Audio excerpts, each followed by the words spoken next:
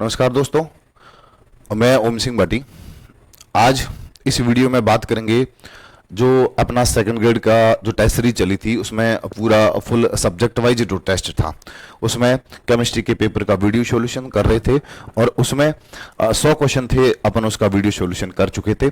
आज के इस वीडियो के अंदर अपन बात करेंगे जो आगे के 50 क्वेश्चन है, 150 क्वेश्चन थे, उसमें से 100 क्वेश्चन का अपन सॉल्यूशन कर चुके थे और आगे के जो 50 क्वेश्चन है उसके बारे में आज बात करेंगे। पहला क्वेश्चन जो आपके सामने ऑर्गेनिक केमिस्ट्री का क्वेश्चन है और बहुत ही महत्वपूर्ण या अपन कह सकते हैं कि बहुत ही इंपॉर्टेंट रिएक्शन, जहां से सेकंड ग्रेड में यहां से क्वेश्चन पूछा जाता है और फर्स्ट ग्रेड का ये फेवरेट टॉपिक है आरपीएससी का। फर्स्ट ग्रेड में तो 100% पूछा ही जाता है, लेकिन सेकंड ग्रेड के अंदर यहां से आपको क्वेश्चन देखने को मिलेगा। दो प्रकार की अभिक्रिया होती है, SN1 और SN2। यहां SN2 अभिक्रिया में पूछा है कि SN2 रिएक्शन में निम्न यौगिकों की क्रियाशीलता का क्या क्रम होता है। SN2 अभिक्रिया किसकी मुख्य अभिक्रिया होती है? आप कहोगे कि SN2 अभिक्रिया होती है 1 डिग्री एल्किल हैलाइडों की, ये मुख्य अभिक्रिया होती है। 1 डिग्री एल्किल हैलाइड होते हैं वो SN2 अभिक्रिया है, वो बहुत अधिक तीव्रता से देते हैं ना। तो आप देखोगे कि जहां पर ये जो क्रम दिया है उसमें 1 degree alkyl halide, 1 degree alkyl halide. अब इसमें जो क्रियाशीलता का क्रम होता है, SN2 के प्रति क्रियाशीलता का जो क्रम होता है वो क्या आता है? SN2 के प्रति क्रियाशीलता का क्रम आता है, सबसे ज्यादा होता है वो मैथिल क्लोराइड, उसके बाद 1 डिग्री, उसके बाद 2 डिग्री और उसके बाद 3 डिग्री। ये SN2 के प्रति क्रियाशीलता का जो आपके क्या होता है, SN2 के प्रति क्रियाशीलता का क्रम होता है। ये मुख्य अभिक्रिया किसकी होती है? 1 डिग्री एल्किल हैलाइडों की मुख्य अभिक्रिया होती है। इसमें जो क्रम होता है वो ये होता है। तो आप इसमें देखोगे कि ये CH3Cl है, लेकिन यहां वापस क्या आ गया? ये तो मैथिल आ गया। यहां ये 2 डिग्री पहले आ गया, ये नहीं हो सकता। यहां तो ये सही है, ये सही है, ये 2 डिग्री, ये 3 डिग्री आ गया, ये बी भी सही लग रहा है, लेकिन यहां देखो ये पहले नहीं आ सकता और यहां 3 डिग्री पहले नहीं आ सकता। तो आपका जो राइट आंसर हो जाएगा, ये बी वाला ऑप्शन है वो आपका राइट हो जाएगा, जिसमें मैथिल क्लोराइड, उसके बाद एथिल क्लोराइड, उसके बाद 2 डिग्री वाला और उसके बाद 3 डिग्री वाला। इसमें जो क्रियाशीलता का जो आपके क्रम होता है उसका राइट आंसर जो आपके हो जाता है वो क्या हो जाता है? बी हो जाता है। अब SN2 अभिक्रिया, SN2 अभिक्रिया जो आपकी होती है वो एक द्वितीय कोटि की अभिक्रिया होती है। कौन सी कोटि की अभिक्रिया होती है? द्वितीय कोटि की अभिक्रिया होती है। कौन सी अभिक्रिया होती है? द्वितीय कोटि की अभिक्रिया होती है। कौन सी अभिक्रिया? द्वितीय कोटि की अभिक्रिया होती है जो कितने पदों के अंदर संपन्न होती? आप कहोगे कि ये एक ही पद के अंदर संपन्न होती है। कितने पदों में होती है? एक ही पद में संपन्न होती है। और इसका जो मुख्य गुणधर्म होता है वो विन्यास का प्रतिपन, विन्यास का प्रतिपन इस अभिक्रिया का मुख्य लक्षण होता है। विन्यास का प्रतिपन का मतलब होता है विन्यास का इन्वर्जन हो जाता है, विन्यास उलट जाता है। जैसे बारिश आने पर एक छाता होता है वो हवा आने पर इस प्रकार उलटता है, उस प्रकार इस अभिक्रिया के अंदर जो उत्पाद बनेगा, जो प्रोडक्ट बनेगा, उसमें विन्यास का क्या हो जाता है? इन्वर्जन हो जाता है, विन्यास का रिटेंशन हो जाता है। उसके बाद में दूसरी अभिक्रिया आती है SN1, जो अगले क्वेश्चन में अपन SN1 के बारे में भी देखते हैं। SN2 के बारे में आपने देखा होगा कि यहां पे ये कौन सी अभिक्रिया है? SN2 अभिक्रिया है। ये द्वितीय कोटि की अभिक्रिया होती है और एक ही पद के संपन्न होती है, एक ही पद के अंदर संपन्न होती है। दूसरी चीज इसके बारे में एक बहुत ही मैं इंपॉर्टेंट बात बताता हूं कि इस अभिक्रिया के अंदर, कौन सी अभिक्रिया? SN2 अभिक्रिया के अंदर जो अभिक्रिया का वेग होता है, जो अभिक्रिया का वेग होता है वो दो चीजों पर निर्भर करता है। दो चीजें कौन सी? एक तो होता है कि जो एल्किल हैलाइड होता है, एक एल्किल हैलाइड की सांद्रता, और दूसरा होता है वो कौन सी? एल्किल हैलाइड और नाभिक स्नेही। एल्किल हैलाइड और नाभिक स्नेही दोनों की सांद्रता पर निर्भर करता है। एल्किल हैलाइड और नाभिक स्नेही दोनों की सांद्रता पर निर्भर करता है। कौन? इस अभिक्रिया का वेग। किस अभिक्रिया का? SN2 अभिक्रिया का जो वेग होता है वो एल्किल हैलाइड और नाभिक स्नेही जो न्यूक्लियोफाइल होता है उन दोनों की सांद्रता पर निर्भर करता है। दोनों की सांद्रता पर अभिक्रिया का वेग निर्भर करता है। चलो अगले क्वेश्चन की बात करते हैं। 102 नंबर का जो क्वेश्चन है ये भी बहुत बढ़िया क्वेश्चन है। 102 नंबर का क्वेश्चन, ये भी इसी चैप्टर का और इसी यूनिट का क्वेश्चन है। जैसे बात करते हैं कि जलीय माध्यम में जलीय माध्यम से तृतीयक butyl bromide, third degree butyl bromide जो होता है कि NaOH के साथ अभिक्रिया निम्न में से किस विधि द्वारा संपन्न होती है। तो ये जो अभिक्रिया होती है तृतीयक ब्यूटिल ब्रोमाइड, तृतीयक ब्यूटिल ब्रोमाइड होता है ये वाली अभिक्रिया आपके CH3 और CH3, ये होता है तृतीयक ब्यूटिल ब्रोमाइड। इसकी क्रिया किसके साथ करवाओगे, NaOH के साथ करवाते हो तो आपका क्या बनेगा प्रोडक्ट, NaBr निकल जाएगा। ठीक है, यहां पर जो ये OH होगा यहां जाके जुड़ जाएगा तो ये बनेगा CH3 का होल 3 OH, 3 डिग्री क्या बनेगा, अल्कोहल का निर्माण हो जाता है, 3 डिग्री अल्कोहल का निर्माण हो जाता है। ये अभिक्रिया कौन सी क्रिया विधि द्वारा संपन्न होती है, ये अभिक्रिया आपकी SN1 क्रिया विधि के द्वारा संपन्न होती है।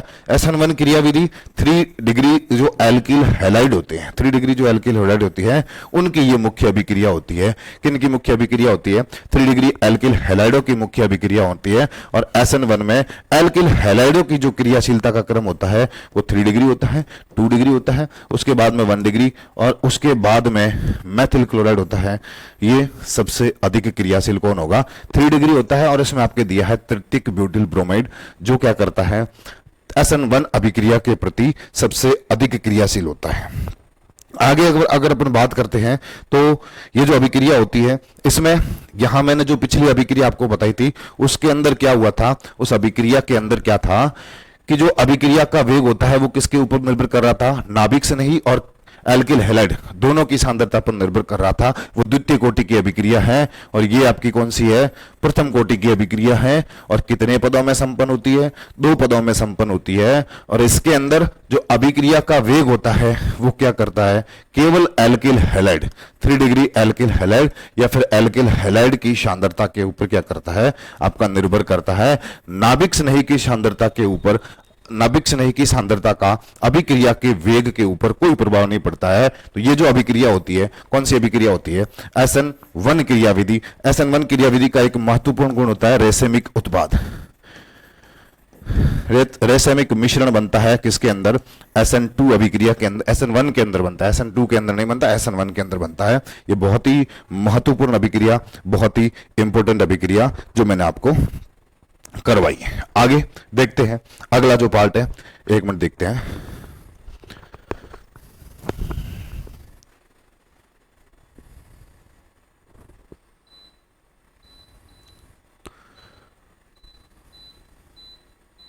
हाँ, अब देखिए अगला क्वेश्चन, 102 हो गया।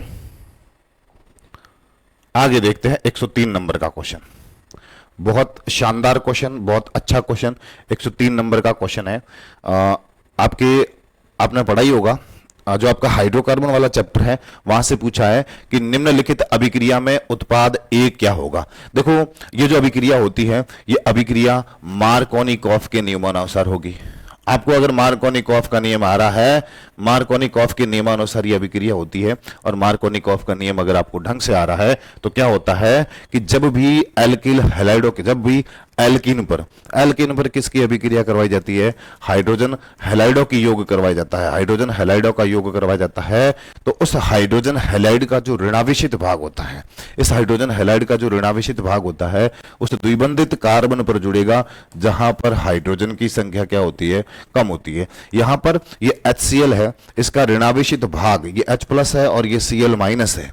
इसका ऋणावेशित भाग वहां जुड़ेगा जहां पर हाइड्रोजन की संख्या क्या है, कम है, वहीं जाके जुड़ेगा जहां पर कि हाइड्रोजन की संख्या कम होती है। ये कौन कहता है, ये मार्कोनिकॉफ का नियम कहता है कि जब एल्कीनों पर किसका योग करवाया जाता है, एल्कीनों पर हाइड्रोजन हैलाइड का योग करवाया जाता है, तो क्या होता है कि जो हाइड्रोजन हैलाइड का ऋणावेशित भाग होता है, ये हाइड्रोजन हैलाइड का जो ऋणावेशित भाग है वो कहां जुड़ेगा, जहां पर हाइड्रोजन की संख्या क्या होगी, कम होगी, वहां जाके जुड़ जाएगा। तो ये हाइड्रोजन हैलाइड का ऋणावेशित भाग है, जहां पर हाइड्रोजन वहां पर जुड़ेगा जहां पर ये हैलोजन होगा, ये ऋणावेशित भाग होगा, वो वहां जुड़ेगा, हाइड्रोजन की संख्या क्या होगी, कम होगी, और आपका प्रोडक्ट जो बनेगा वो यहां बनेगा। ये आपका राइट आंसर क्या हो जाता है, सी हो जाता है। मार्कोनिकॉफ का रूल है। बाकी इस बेंजीन के स्ट्रक्चर को देख के अगर आप घबरा रहे हो तो आपको घबराने की आवश्यकता नहीं है, क्योंकि यहाँ ये बहुत अच्छा क्वेश्चन है और इसका आंसर क्या हो जाएगा, आपका राइट आंसर क्या हो जाता है, सी हो जाता है कुछ नहीं, बहुत इजी है। अगर आप इसको देखते हो तो आपके क्वेश्चन कैसे सही होगा, देखिए आप केवल ये देखना है कि जो इसका ऋणावेशित भाग होता है, इसका ऋणावेशित भाग कैसे बनेगा, एक बनेगा H प्लस और एक बनेगा Cl माइनस। इसका हाइड्रोजन हैलाइड का ऋणावेशित भाग वहां जुड़ेगा, उस द्विबंधित कार्बन से जुड़ेगा, उस द्विबंधित कार्बन से जुड़ेगा जहां पर हाइड्रोजन की संख्या कम होगी। यहां हाइड्रोजन की संख्या कितनी है, 2 है, और यहां हाइड्रोजन की संख्या कितनी है, 1। तो ये Cl इस कार्बन से जाके जुड़ा है, ये Cl इस कार्बन से जाके जुड़ा है, प्रोडक्ट ये बना है, रटने की आवश्यकता ही नहीं है। जो मार्कोनिकॉफ का रूल कहता है उसके अकॉर्डिंग अपन ने जोड़ दिया और इसका राइट आंसर क्या हो जाएगा, सी हो जाता है। आगे देखो 103 नंबर का क्वेश्चन हो गया और उसके बाद 104 नंबर का क्वेश्चन। 104 नंबर का क्वेश्चन आपके सामने, क्वेश्चन अच्छे से आपको दिख रहा होगा, मैं इसको इधर कर लेता हूं थोड़ा। 104 नंबर का क्वेश्चन देखिए। 104 नंबर का क्वेश्चन कह रहा है कि Cr+2 क्रोमियम +2 के लिए केवल प्रचक्रण चुंबकीय आघूर्ण का परिकलित मान कितना होगा। परिकलित मतलब आपको कैलकुलेशन किया हुआ मान कितना निकलता है। तो आप देखिए कि जो क्रोमियम आता है वो 24 नंबर पर आता है। इसका इलेक्ट्रॉनिक विन्यास होता है ऑर्गन 3d5 और 4s1 होता है। 3d5 4s1 होता है, 3d5 4s1। उसके बाद में इसमें से +2 है तो 2 इलेक्ट्रॉन निकलेंगे, एक यहां से निकलेगा और एक यहां से निकलेगा। तो ये बचेगा क्या, यहाँ पे बचेगा ऑर्गन 3d4 और 5 4s0। 3d4 4s0 4 इलेक्ट्रॉन होते हैं, वो डी कक्षकों के अंदर भरे जाते हैं। डी कक्षक कितने होते हैं, टोटल 5 होते हैं, 1 2 3 और 4। अगर आप चुंबकीय आघूर्ण निकालने के फॉर्मूले के अंदर, अगर मान रखते हो तो आपका आ जाएगा n+2। यहां पे कितना आएगा, 4 + 2 √ 6 24 आ जाता है और इसका मान कितना आएगा, 4.90 बोर मैग्नेटॉन क्या हो जाता है, Cr+2 के लिए परिकलित किसका मान होगा, चुंबकीय आघूर्ण का मान आपके निकल जाता है। बहुत इजी क्वेश्चन था, बहुत सिंपल क्वेश्चन था जो आपको मैंने समझा दिया। अगला क्वेश्चन देखिए, थोड़ा सा स्टेटमेंट बेस्ड क्वेश्चन है। केमिस्ट्री के अंदर स्टेटमेंट बेस्ड क्वेश्चन बहुत कम पूछे जाते हैं, लेकिन मैंने एनसीईआरटी को क्लियर करने के लिए, आपके एनसीईआरटी को क्लियर करने के लिए मैंने आपको क्या करवाया है, क्वेश्चन थे वो आपके स्टेटमेंट बेस भी डाले हैं। निम्न में से कौन सा कथनों का सही युग्म है, कौन सा सही युग्म बताना है। तो हैलाइड आयनों में आयोडीन सबसे प्रबलतम अपचायक होते हैं। इसको रुको, ये कह रहा है कि HOCl HOBr से अधिक प्रबल होता है। HOCl HOBr से अधिक क्या होता है, प्रबल होता है। ये बात बिल्कुल गलत है। HOCl HOBr से अधिक प्रबल होता है, ये सही है। हाँ, इसमें जो प्रबलता का क्रम होता है, वो HOI HOBr और HOCl ये क्रम होता है। इसकी अम्लीयता का क्रम होता है HOI HOBr और HOCl, ये इसकी अम्लीयता का क्या होता है, क्रम होता है। तो ये कह रहा है कि HOCl HOBr से अधिक अम्लीय होता है, अधिक प्रबल अम्लीय होता है, तो ये HOCl अधिक अम्लीय है। ये वाला कथन बिल्कुल सत्य है। दूसरा देखो, HF HCl से अधिक प्रबल अम्ल है।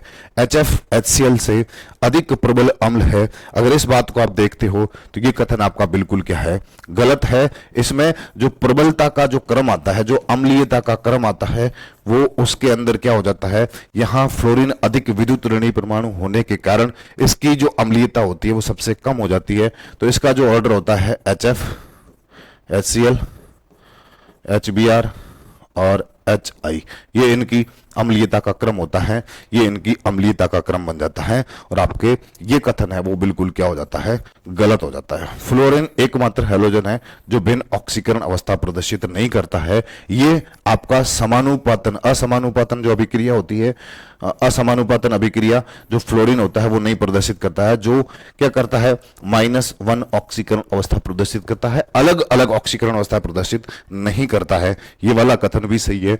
तो इसमें आप ऑप्शन आपके सेट होगा, मतलब तीसरा कथन आपके गलत है, दूसरा सही है, चौथा सही है। और पहला भी हैलाइड आयनों में आयोडीन सबसे अधिक प्रबलतम होता है, ये भी कथन सही है। तो आपका पहला सही, दूसरा सही और चौथा कथन सही होता है। राइट आंसर इसका क्या हो जाता है, इसका ऑप्शन नंबर सी है वो राइट हो जाता है। आगे बात करते हैं, अगले क्वेश्चन की बात करते हैं।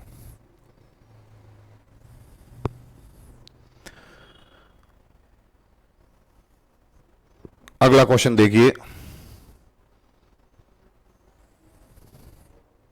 अगला क्वेश्चन कह रहा है उत्कृष्ट गैस है, जो नोबेल गैस का नाम और उनकी रासायनिक अभिक्रियाओं के प्रति क्रियाशीलता के कारण पड़ा है, और उसमें से संबंधित असत्य कथन को पहचानिए। उसमें से संबंधित अकथन पहचान कथन को समझना है कि कौन सा होता है। तो उत्कृष्ट गैस है, जल में अल्प विलय होती है, ये वाला कथन भी क्या है, बिल्कुल सत्य बात होता है। उत्कृष्ट गैसों के गलनांक और क्वथनांक अति उच्च होते हैं, ये इस कथन को थोड़ा सा समझना कि इनके गलनांक और क्वथनांक क्या होते हैं, अति उच्च होते हैं, इसको थोड़ा सा डाउट में रखते हैं। अगला कह रहा है कि उत्कृष्ट गैसों में दुर्बल परिक्षेपण बल पाया जाता है। अब इनके दुर्बल परिक्षेपण बल होने के कारण इनके गलनांक और क्वथनांक क्या होते हैं, इनके गलनांक और इनके क्वथनांक क्या होते हैं, कम होते हैं। इनके गलनांक और क्वथनांक क्या होते हैं, कम होते हैं। निम्न गलनांक और क्वथनांक वाले होते हैं कौन, ये उत्कृष्ट गैस है, जो आप नोबेल गैस कह सकते हो। इनके जो गलनांक और क्वथनांक होते हैं वो क्या होते हैं, कम होते हैं। और यहां कह रहा है कि ये अति उच्च होते हैं, तो ये वाला जो आपका कथन है वो आपका कथन क्या हो जाता है, बिल्कुल गलत हो जाता है। उत्कृष्ट गैसों में दुर्बल परिक्षेपण बल होता है, ये सही है। उत्कृष्ट गैसों के इलेक्ट्रॉन लब्धि एंथैल्पी का मान उच्च धनात्मक होता है। इलेक्ट्रॉन लब्धि एंथैल्पी का मान क्या होता है, उच्च धनात्मक होता है, सही है, बिल्कुल सही कथन है। इनकी इलेक्ट्रॉन लब्धि एंथैल्पी सबसे अधिक होती है, क्योंकि ये आवर्त सारणी के अंदर इधर की ओर अवशोषित होते हैं। उच्च धनात्मक इलेक्ट्रॉन लब्धि एंथैल्पी, इलेक्ट्रॉन गेन एंथैल्पी का मान सबसे क्या होता है, उच्च धनात्मक होता है। ये भी सही है, ये भी सही है और ये भी सही है। राइट आंसर कौन सा हो जाएगा आपका, बी नंबर का जो ऑप्शन है वो आपके क्या हो जाता है, राइट हो जाता है। अगला क्वेश्चन 106 नंबर का क्वेश्चन हो गया है। 107 नंबर का क्वेश्चन, 107 नंबर का क्वेश्चन, इस क्वेश्चन को थोड़ा सा इधर कर देता हूं। 107 नंबर का क्वेश्चन आपके सामने बहुत जूम से दिख रहा होगा, इसको देखते हैं। क्वेश्चन कह रहा है सल्फर के परऑक्साइड होते हैं, सल्फर के परऑक्साइड जिसके अंदर क्या पाई जाती है, परऑक्साइड लिंकेज पाई जाती है। क्या पाई जाती है, जिनके अंदर परऑक्साइड लिंकेज पाई जाती है। परऑक्साइड लिंकेज का मतलब होता है कि उसके अंदर ये वाली संरचना देखने को मिलती है, ये वाली संरचना देखने को मिलती है। अगर आप उनकी स्ट्रक्चर को देखोगे तो H2S2O8 और H2SO5, राइट आंसर ए हो जाएगा। अगर आप देखते हो कि जब भी इनकी संरचना बनाई जाएगी, उनकी संरचना के बीच में ये वाला बंध जरूर देखने को मिलेगा, ऑक्सीजन ऑक्सीजन और ये वाला बंध, ये वाला बंध कहीं दिख रहा है तो उसके अंदर क्या पाई जाएगी, परऑक्साइड लिंकेज पाई जाती है। और कौन से होते हैं, H2S2O8 और H2SO5, ये दोनों होते हैं जिसमें परऑक्साइड लिंकेज पाई जाती है। चलिए देखते हैं कैसे होता है। देखो जो आपका H2S2O8 संरचना कैसे बनेगी, ये S डबल बॉन्ड O, ये डबल बॉन्ड O, इसके बीच में ऑक्सीजन होगा और ऑक्सीजन होगा, और ये डबल बॉन्ड O, ये O, ये O, यहां पर OH होता है और यहां पर क्या पाया जाता है, OH होता है। एक सल्फर एक सल्फर, एक हाइड्रोजन एक हाइड्रोजन, ये H2S2। ऑक्सीजन कितनी, 8 है, 1 2 3 4 5 6 7 और 8, ये इसकी संरचना बनेगी। ये वाला बंध देखिए, यहां पर कौन सी लिंकेज बन रही है, यहां पर आपका जो बन रहा है वो क्या बन रहा है, परऑक्साइड लिंकेज बन रही है। क्या बन रही है, परऑक्साइड लिंकेज बन रही है। अगर यहां आप इस स्ट्रक्चर को सही से देखोगे, सही से अगर देखोगे तो आपको सामने से दिखेगा कि इनके अंदर क्या बन रही है, परऑक्साइड लिंकेज बन रही है। ये वाली जो आपके बन रही है, ये क्या बन रहा है, परऑक्साइड लिंकेज बन रही है। अगर दूसरी बात करते हैं, दूसरा जो एग्जाम्पल आपके दिया हुआ है उसको समझते हैं कि उसके अंदर दिया है H2SO5, ऑक्सीजन कितना, ये डबल बॉन्ड, ये डबल बॉन्ड, यहां क्या होता है H, यहाँ क्या होता है O, और यहाँ क्या होता है OH। आप देखोगे तो इसके अंदर भी क्या पाई जाती है, ये वाली भी क्या पाई जाती है, परऑक्साइड लिंकेज पाई जाती है। क्या पाई जाती है, परऑक्साइड लिंकेज पाई जाती है। यहां पर भी ये क्या पाई जाती है, परऑक्साइड लिंकेज पाई जाती है। तो आपका राइट आंसर कौन सा हो जाता है, ये वाला आपका राइट आंसर हो जाएगा। दो हो जाते हैं। एक होता है H2S2O8, H2S2O8 जिसको आप कहते हो H2O S2O8 को क्या कहते हो? आप कहते हो पेरोक्सी डाइसल्फ्यूरिक अम्ल। पेरोक्सी डाइसल्फ्यूरिक अम्ल नाम वैसे भी उस बुक के अंदर बताए हुए हैं, यहां पर माता बच्ची करने से कोई मतलब नहीं है। आप इसको याद कर लेना और इन दोनों को याद कर लेना। इन दोनों के अंदर क्या पाई जाती है? पेरोक्साइड लिंकेज पाई जाती है। आप इन दोनों को देखोगे तो इनके अंदर क्या पाई जाती है? पेरोक्साइड लिंकेज पाई जाती है। ठीक है, अगला क्वेश्चन देखते हैं। अगला क्वेश्चन क्या कह रहा है? अगला क्वेश्चन देखिए, सल्फर के जितने भी ऑक्सी एसिड होते हैं उनका नाम और उनका फॉर्मूला आप याद कर लेना। सेकंड ग्रेड के अंदर क्वेश्चन पूछा जाएगा, है ना? सेकंड ग्रेड के अंदर आपके क्वेश्चन पूछा जाएगा। और अगला क्वेश्चन कह रहा है कि निम्नलिखित में से किस हाइड्राइड का क्वथनांक सबसे निम्न, मतलब क्या होता है? सबसे कम होता है। किस हाइड्राइड का क्वथनांक सबसे कम होगा?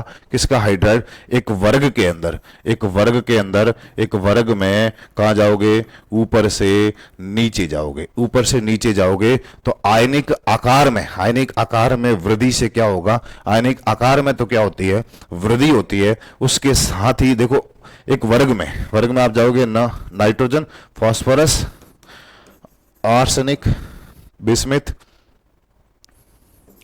एंटीमनी।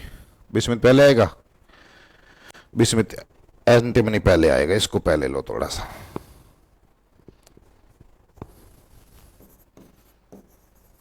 ठीक है, आप ऊपर से नीचे जाओगे, आयनिक आकार में वृद्धि से क्वथनांक में क्या आती है? क्वथनांक के अंदर क्या होती है?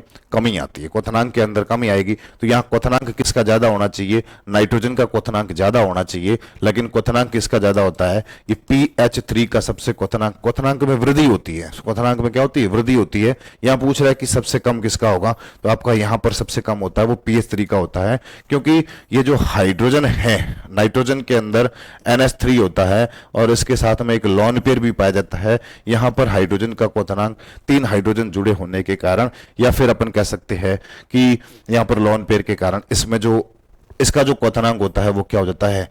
इसका क्वथनांक थोड़ा सा क्या हो जाता है? अधिक हो जाता है। लेकिन यहां PH3 का क्या होता है? कम होता है। सबसे कम होगा वो PH3 का होगा। ठीक है, अगला क्वेश्चन देखो। ये भी बहुत इजी क्वेश्चन है, बहुत सिंपल क्वेश्चन है, कोई फर्क नहीं है कि निम्नलिखित तत्वों को उनके आयनिक त्रिज्याओं के बढ़ते हुए क्रम के व्यवस्थित कीजिए। ये वर्ग संख्या 16 के तत्व दिए हुए हैं। वर्ग संख्या 16 के तत्व जिनको चैल्कोजेन भी क्या कहा जाता है? क्या कहा जाता है? चैल्कोजेन भी कहा जाता है। और एक वर्ग में ऊपर से नीचे जाओगे, आकार में क्या होगी? आकार में क्या होती है? वृद्धि होती है। एक वर्ग में ऊपर से नीचे जाओगे तो आकार में वृद्धि होती है। तो यहां पर ऑक्सीजन, उसके बाद में सल्फर, उसके बाद में Fe, Te और Pu। सबसे अधिक आकार किसका होता है? ये वाला ऑप्शन आपके सही बैठ रहा है। ए वाला आंसर क्या हो जाएगा? बिल्कुल पहले इसका राइट आंसर हो जाता है, ए हो जाता है। और एक वर्ग में ऊपर से नीचे जाएंगे तो आपके क्या होगा?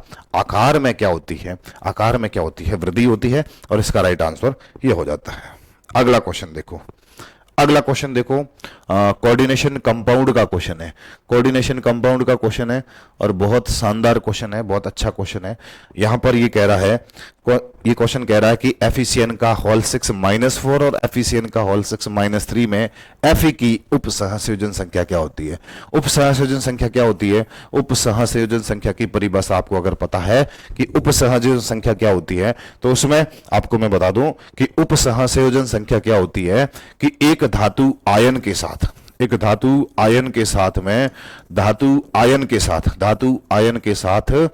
आपकी लिगेंड द्वारा बनाए गए बंधों की संख्या, जो बॉन्ड बनते हैं धातु आयन के द्वारा लिगेंड द्वारा बनाए गए बंधों की जो संख्या होती है, जो बंध बनते हैं, जो बॉन्ड बनते हैं, वो उसकी क्या कहलाती है? उपसहसंयोजन संख्या कहलाती है। क्या कहलाती है? उपसहसंयोजन संख्या कहलाती है। तो इसके अंदर जो आपका एग्जाम्पल दिया है, ये एक साइनाइड लिगेंड है। एक दंतुक लिगेंड होता है, उभय दंतुक लिगेंड जरूर है लेकिन एक दंतुक लिगेंड है। इसमें धातु आयन के साथ कितने बॉन्ड बनेंगे? 6 बनेंगे। और इसमें भी धातु आयन के साथ कितने बॉन्ड बनते हैं? 6 बंध बनते हैं। तो इसमें इसकी जो सहसंयोजन संख्या, उप सहसंयोजन संख्या कितनी होती है? 6 होगी, और उसकी भी कितनी होती है? 6 होती है। राइट आंसर आपका क्या हो जाता है? बी नंबर का जो ऑप्शन है वो आपका राइट बैठेगा। आगे के क्वेश्चन की बात करते हैं।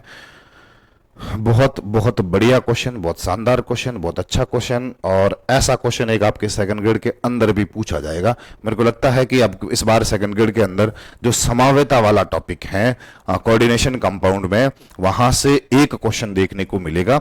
कॉम्प्लेक्स संकुल जो दिया है CONH3 का होल 6, CrCN का होल 6, और CrNH3 का होल 6, और COCN का होल 6, इसमें किस प्रकार की समावेता के उदाहरण है? ये जो ऊपर आपको एग्जाम्पल दिए गए हैं, इन एग्जाम्पल के अंदर कौन सी समावेता पाई जाती है, कौन सी समावेता होती है? तो मैं आपको बता देता हूं कि जो लिंकेज समावेता होती है, ये तो किसके अंदर पाई जाती है? जो आपके उभयदंतुक लिगेंड होते हैं, जिनके अंदर भी आपको उभयदंतुक लिगेंड देखने को मिलता है, तो उसके अंदर कौन सी समावेता पाई जाती है? जहां पर भी ऑप्शन के अंदर आपको उभयदंतुक लिगेंड मिले, वहां पर आपको लिंकेज, या फिर इसका हिंदी में नाम होता है बंधनी समावेता। क्या नाम होता है? बंधनी समावेता होता है। क्या पाई जाती है? किस लिगेंड के अंदर पाई जाती है? अगर ऑप्शन के अंदर क्या पाया जाता है? आपका उभयदंतुक लिगेंड अगर आपको देखने को मिल जाता है, तो पर वहां पर आपके क्या पाई जाती है? जैसे मैं एग्जाम्पल बताता हूं, अगर आप एग्जाम्पल देखोगे तो CrH2O का होल 5 CN, एक इसकी जो समावेता साथ में बनेगा वो बनेगा CrH2O का होल 5 NC। देखो उभयदंतुक लिगेंड है CN और NC, ये उभयदंतुक लिगेंड है। उभयदंतुक लिगेंड होने के कारण इसमें कौन सी समावेता पाई जाती है? लिंकेज समावेता होती है। ये आप एक पहचान का तरीका है कि जिसके अंदर भी उभयदंतुक लिगेंड पाई जाती है। क्या पाई जाती है? उभयदंतुक लिगेंड पाई जाती है, तो हमें क्या मिलेगा? वहां पर बंधनी या फिर लिंकेज समावेता देखने को मिलती है। ये बहुत बिल्कुल सारस्वत सत्य बात है कि वहां आपको ये देखने को मिलेगा। आगे बात करते हैं।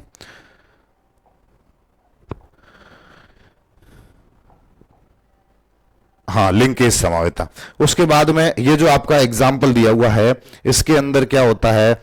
एक बार क्या कर देखो, इस एग्जाम्पल के अंदर आप देखोगे तो यहां पर आपका जो CR, देखो यहां पर क्या है? यहां पर CO पहले आ गया है, यहां पर CR पहले आ गया है, यहां CR बाद में था, यहां CO बाद में आ गया है। तो इस प्रकार के अगर आयनों का एक्सचेंज देखने को मिले, धातु आयन भी अगर एक्सचेंज, धातु आयनों का ये जो धातु है उसका एक्सचेंज देखने को मिलता है, तो वहां पर भी आपकी कौन सी समावेता होती है? उपसहसंयोजन समावेता होती है। इसका राइट आंसर ये हो जाता है। दूसरी आपके ऑप्शन में राइट दिया हुआ है कि आयनिक समावेता क्या होती है? आयनिक समावेता के अंदर अगर आप देखोगे तो आयनिक समावेता के अंदर जो आयन होते हैं वो क्या करते हैं? अलग अलग आयन हो जाते हैं। जैसे आप देखोगे कैसे होता है, तो वो देख लीजिए एक बार।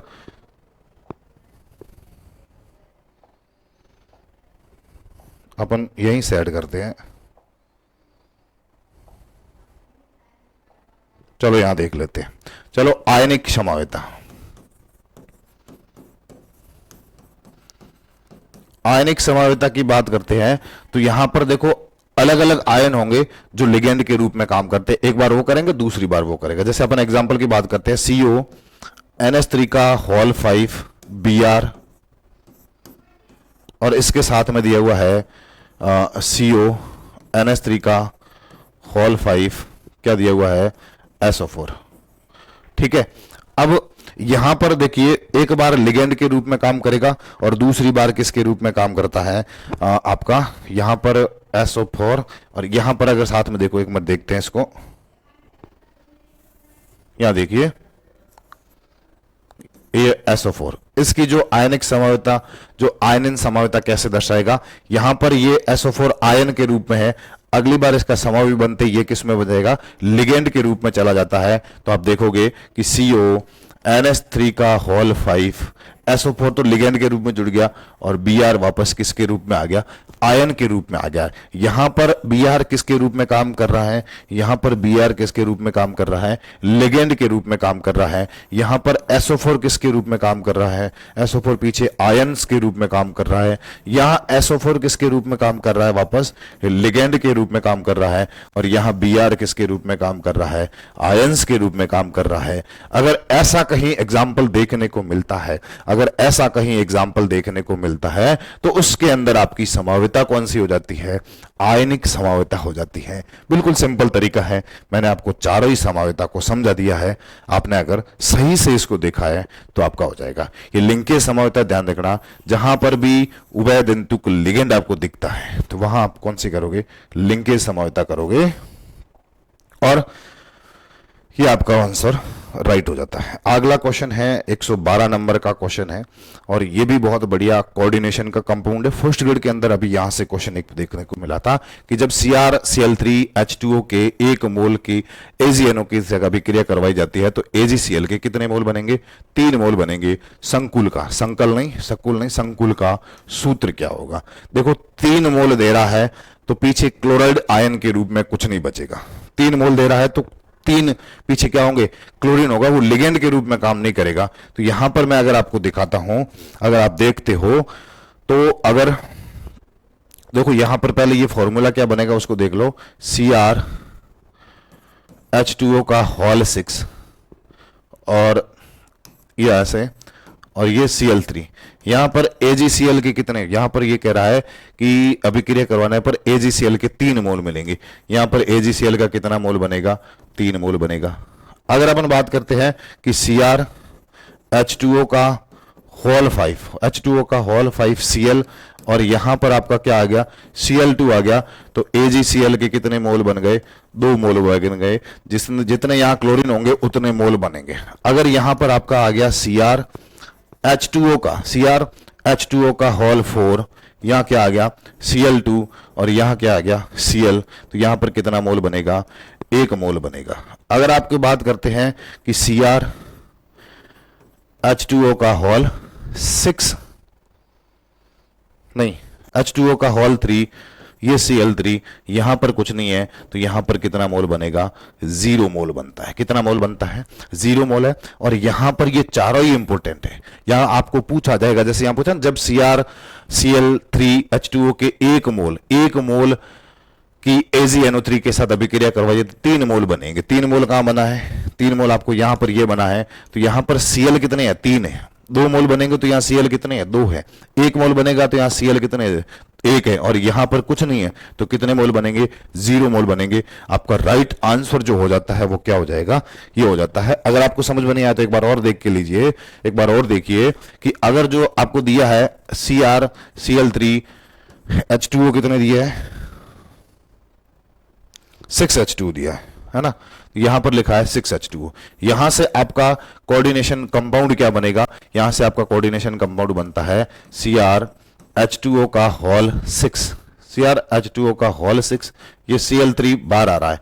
अगर 1 मोल AgNO3 से क्रिया करवाई जाती है तो यहां पर देखो कितने Cl है, जितने Cl है उतने ही क्या बनेंगे, AgCl के मोल बनेंगे। कितने मोल बनेंगे, यहां पर 3 मोल बनते हैं। कितने मोल बनते हैं, 3 मोल बनेंगे। दूसरा यहां से बनेगा CrH2O का होल 5, यहां पर एक Cl ले लिया, और यहां पर क्या बनेगा Cl2, कितने मोल बनेंगे, 2 मोल बन जाएंगे। ठीक है, आगे ध्यान रखो कि तीसरा CrH2O का होल 4, तो Cl2 2 अंदर आ जाएंगे और 1 बाहर का जाएगा, तो यहां क्या बनेगा, कितने मोल बनेंगे, 1 मोल बनेगा। अगर आपका देखा जाए तो CrH2O का होल 3 और Cl3 तीनों कहां आ जाएंगे, लिगेंड के रूप में आ जाते हैं। यहां पर कितने मोल बनते हैं, 0 मोल बनता है। तो ये चारा बहुत इंपॉर्टेंट है, और सेकंड ग्रेड के अंदर भी यहां से एक क्वेश्चन आपका देखने को मिल सकता है, ये आप ध्यान रखना। ठीक है, आगे बात करते हैं, अगले क्वेश्चन की बात करते हैं। ये क्वेश्चन आपका राइट आंसर क्या हो जाता है, डी हो जाता है। आगे देखो, ये क्वेश्चन हो गया 112 नंबर का क्वेश्चन हो गया। अब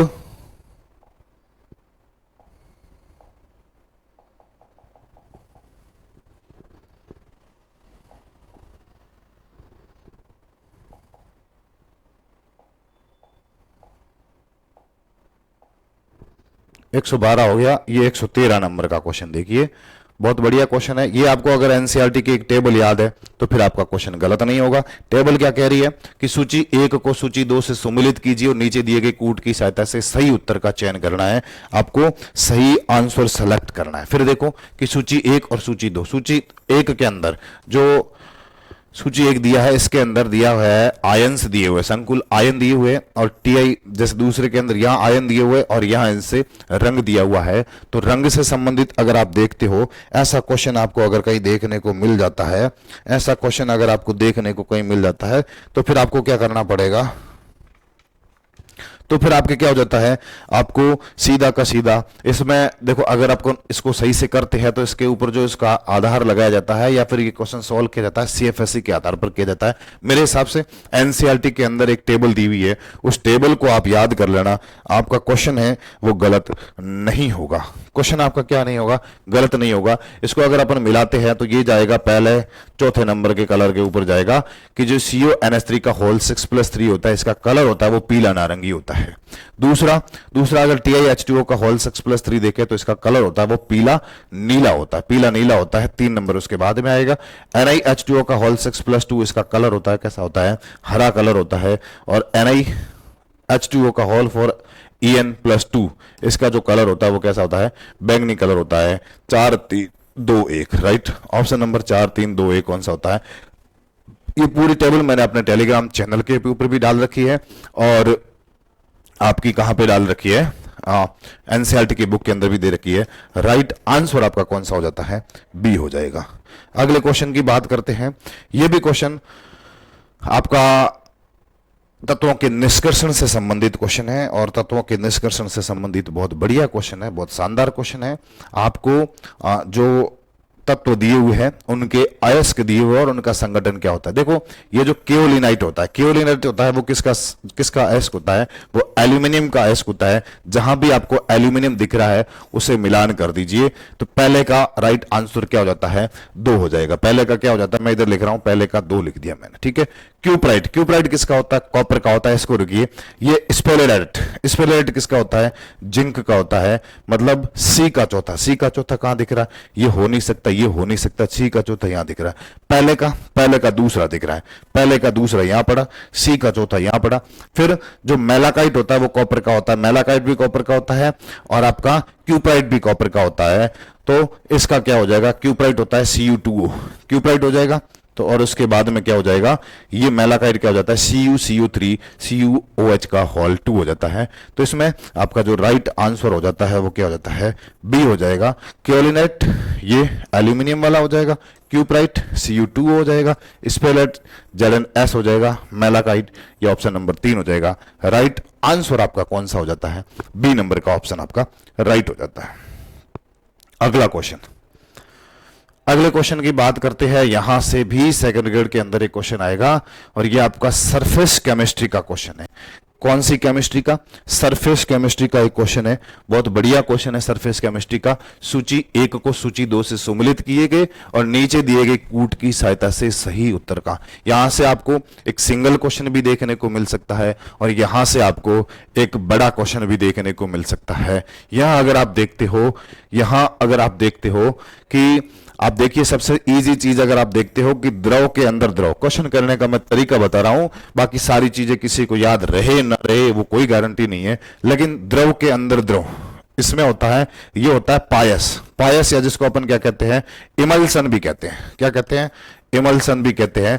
द्रव के अंदर प्रक्षेपित प्रवस्था और परिक्षेपण माध्यम दोनों क्या होते हैं, द्रव अवस्था में पाए जाते हैं, वो क्या कहलाते हैं, पायस कहलाते हैं।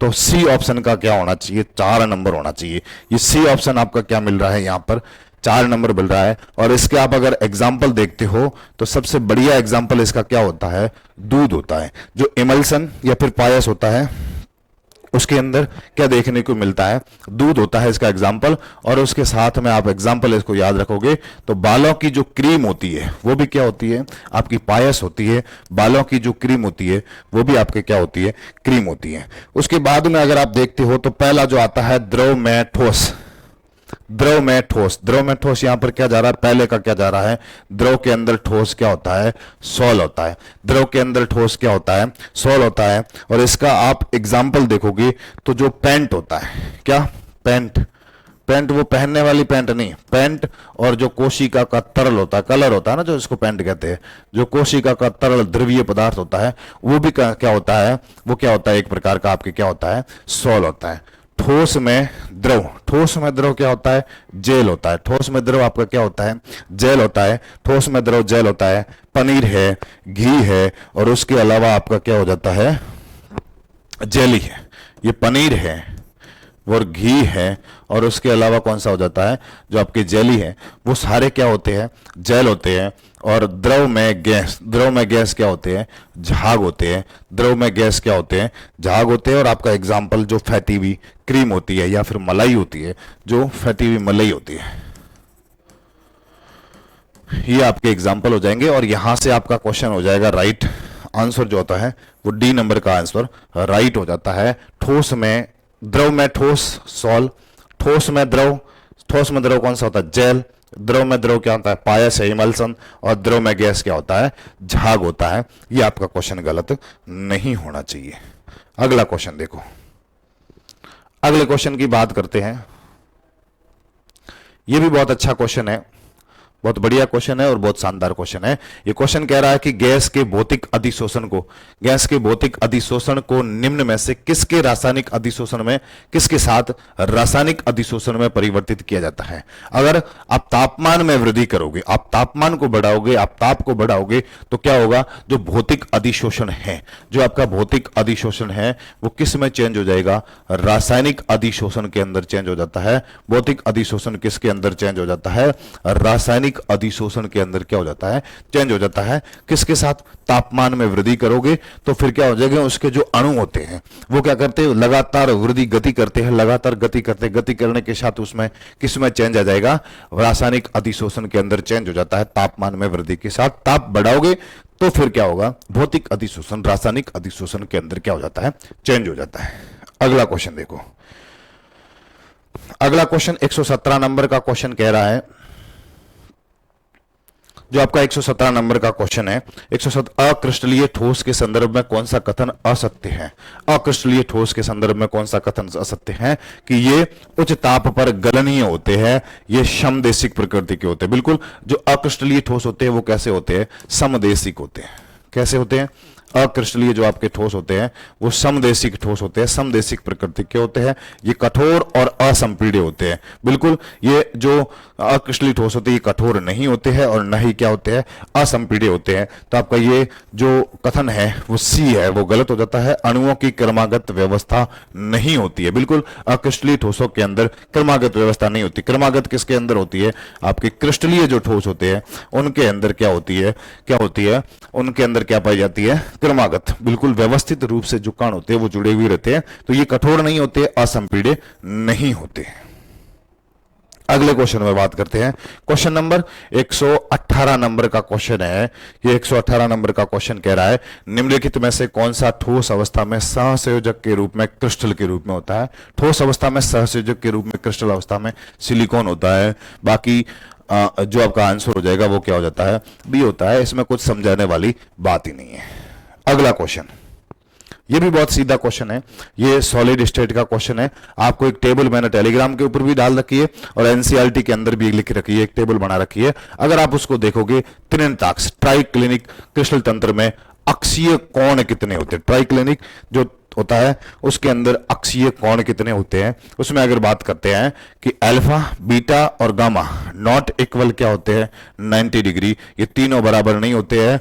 और जो आपका विमाएं होती हैं वो ए बराबर बी बराबर सी, नॉट इक्वल, दोनों तीनों हैं वो बराबर नहीं होते हैं। और ये तीनों कोण भी बराबर नहीं होते हैं। ये क्या होता है, ट्राइक्लिनिक होता है। एकंताक्ष, विषम लंबाक्ष वगैरह जो भी है उसको आप पढ़ लेना, क्योंकि आपके एक क्वेश्चन, मैं कह रहा हूं कि सॉलिड स्टेट में आपको बता देता हूं कि किस यूनिट से कैसा क्वेश्चन आएगा। अगर आपको सॉलिड स्टेट पढ़ना है, देखो आप कुछ भी पढ़ के जाओगे, मैं कह रहा हूं कि सॉलिड स्टेट से ये चीजें पढ़ के चले जाना। क्या पढ़ना है आपको, एक आपको पढ़ना है types of solid. Types of solid, जो ठोसों के प्रकार है वो पढ़ लेना, आपका क्वेश्चन गलत नहीं होगा।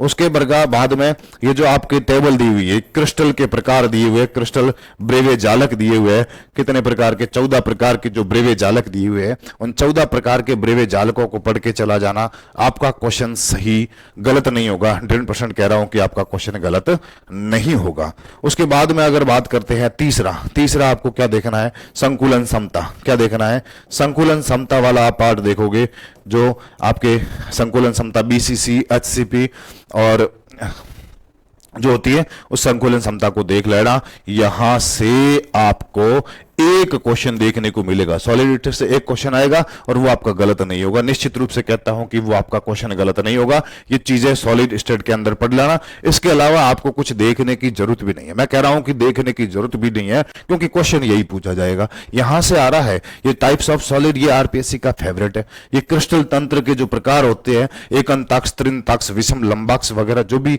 जो 14 प्रकार के ब्रेवेक जालक होते हैं, उसमें उसकी अक्षीय दूरियां और जो कोण होते हैं वो देख लेना, और उसके साथ में आप क्या देख लेना, संकुलन क्षमता को देख लेना। आपका क्वेश्चन गलत नहीं होगा। ये सामने आपके लिखे हुए, इसको आप अच्छे से देख सकते हो।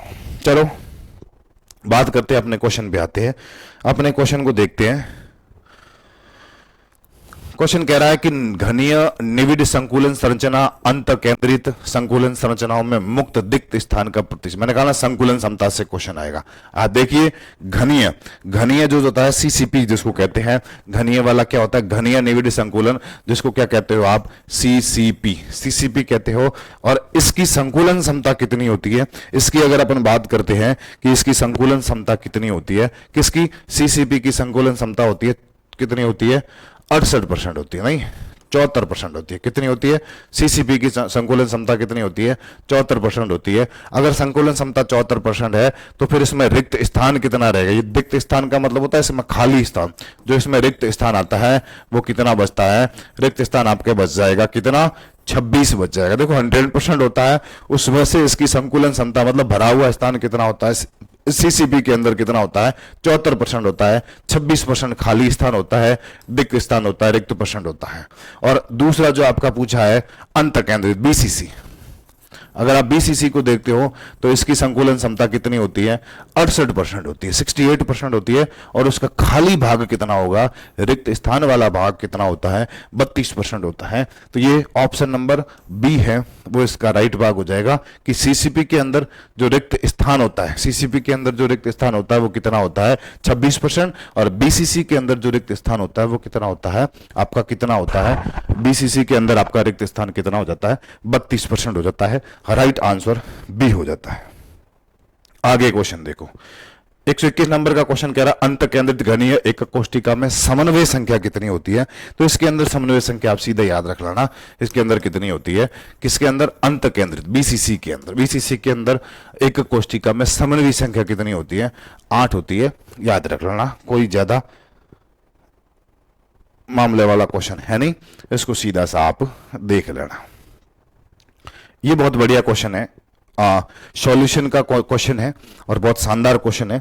इसको अगर आप ध्यान रखते हो, ये कह रहा है कि 1 ग्राम विद्युत अनअपघटे 50 ग्राम बेंजीन में घोला जाता है, जिसमें से बेंजीन का हिमांक दिया हुआ है 0.40 केल्विन कम हो जाता है। बेंजीन का हिमांक अवनमन स्थिरांक केएफ का मान दिया हुआ है, कितना दिया हुआ है, 5.12 केल्विन किलो ग्राम प्रति मोल दिया हुआ है। विलय का मोलर भार का मान कितना होगा। अगर आप ऐसा देखते हो, आपको विलय का मोलर भार देखना है। विलय का मोलर भार निकालने के लिए आपका एक फॉर्मूला आता है, और उस फॉर्मूले को देखते हो तो आपका क्या हो जाएगा, उस फॉर्मूले का सूत्र होता है M2 बराबर KF गुणा W2 गुणा 1000 बट्टा डेल्टा TF गुणा W1।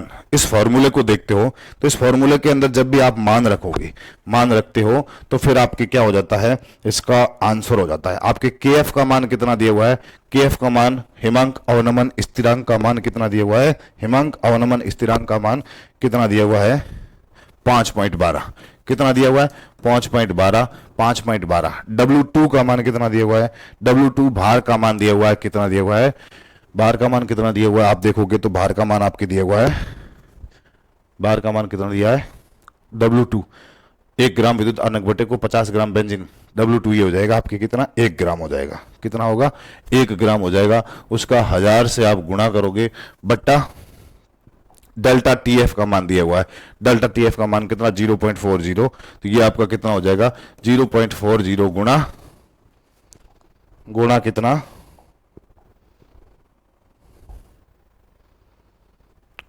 50, गुणा कितना 50, और यहां पर 50।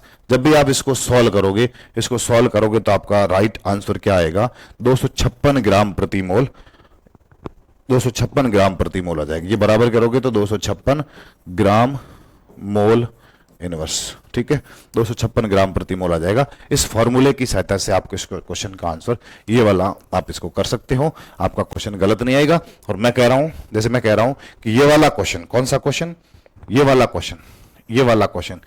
क्वेश्चन आपके कहां होगा, सितंबर के अंदर जो एग्जाम होगा उसमें मुझे पूरी उम्मीद है कि ये क्वेश्चन सेम का सेम छपने वाला है, 100% छपेगा। एनसीईआरटी का क्वेश्चन है तो फिर ये सेम छपेगा ही। और आप इसको किस फॉर्मूले से कर सकते हो, आप इसको इस फॉर्मूले से कर सकते हो, और इसका राइट आंसर क्या आएगा, 256 ग्राम प्रति मोल आ जाएगा, ठीक है।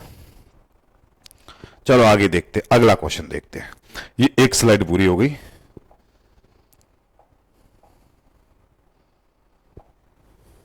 फिर देखो ये कौन से नंबर का क्वेश्चन था, 122 था, ठीक है। 123 नंबर का क्वेश्चन, 123 नंबर का क्वेश्चन न्यूमेरिकल है, कैलकुलेशन है, इसमें नहीं देखना है अपने को, आप देख लेना। कैलकुलेशन वाला थोड़ा मामला ज्यादा हो जाता है, वीडियो के अंदर टाइम ज्यादा बढ़ जाता है, फिर कैलकुलेशन नहीं बैठ पाती है, लेकिन आप इस क्वेश्चन को देख लेना। अगला क्वेश्चन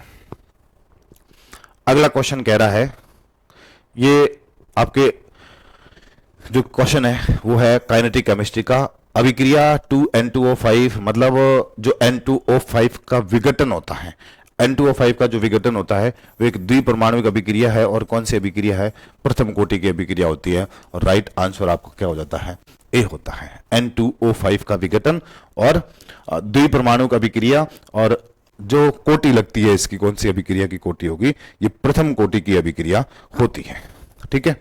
फिर आगे बात करते हैं, अगला क्वेश्चन, ये बहुत बढ़िया क्वेश्चन है आपका, ये भी काइनेटिक केमिस्ट्री का क्वेश्चन है। ये कह रहा है कि शून्य कोटि की अभिक्रिया में प्रत्येक 10 डिग्री सेंटीग्रेड तापमान में वृद्धि से दर कितनी हो जाती है, 2 गुना हो जाती है। यदि तापमान वृद्धि 10 से लेकर 100 डिग्री सेंटीग्रेड तक की जाती है तो फिर अभिक्रिया की दर कितनी हो जाती है। अगर आप इसको देखते हो तो 10 डिग्री सेंटीग्रेड तापमान में वृद्धि से n बराबर कितना हो जाएगा। यहां पर अगर आप बात करते हैं कि n बराबर कितना होता है, 1 होता है, तो यहां पर कितनी कर रहे हो, दुगुनी कर रहे हो। n का मतलब यहां पर दर कितनी कर रहे हो, दुगुनी कर रहे हो, तो यहां पर दर का मतलब 2n कितनी हो जाएगी, 2n नहीं, 2 की पावर n,